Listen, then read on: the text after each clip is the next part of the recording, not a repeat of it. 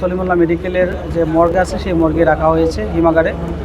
এবং আপনারা জানেন যে 2 জন আহত বার্ন ইউনিটে চিকিৎসাধীন অবস্থা রয়েছে। আমরা ইতিমধ্যে যে সরকারি সহায়তা আছে সেটি তাদের হাতে তুলে দিয়েছি এবং চিকিৎসা চলমান রয়েছে।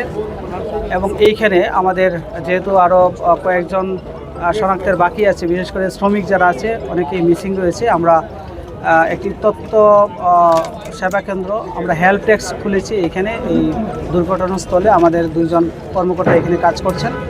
আমরা আশা করছি যে যদি আশেপাশে কেউ মিসিং থাকেন তাদের ইনফরমেশন নিয়ে তাদের আত্মীয় স্বজনরা আসবেন এবং আসলে আমাদের কাছে তথ্য আসা মাত্রই আপনাদের কাছে এই তথ্য ডেলিভার করব। এখন পর্যন্ত মিসিং লিস্টে কতজনের নাম আছে? আপনারা 6টা লাশ পেয়েছেন, 3টা অলরেডি শনাক্ত আর 3টা এখনো শনাক্ত হয়নি। মিসিং লিস্টে এখন কতজনের নাম আছে? আমাদের এইখানের যে উদ্ধার কার্যক্রম এটি প্রায় শেষ পর্যায়ে। এখন পর্যন্ত আর কোনো ধরনের লাশ পাওয়া যায়নি, সেহেতু আমরা মনে করছি যে আর লাশ এখানে নেই। তৎপ্রেক্ষিতে আমরা মনে করছি যে অনেকে আছে যারা বিভিন্ন জায়গায় চিকিৎসা নিয়ে তাদের বাড়িঘরে চলে গেছে। তো সেই ক্ষেত্রে আমরা আশেপাশে খোঁজখবর নিচ্ছি এবং এখানে যেহেতু আমরা একটি হেল্প ডেস্ক খুলেছি, আশা করছি যে আশেপাশে যারা আছে তারা আমাদেরকে তথ্য দিয়ে সহায়তা করবে এবং আমরা অ্যাকুমুলেট করে এই তথ্যগুলো আমরা ঊর্ধ্বতন কর্তৃপক্ষের কাছে পাঠাবো।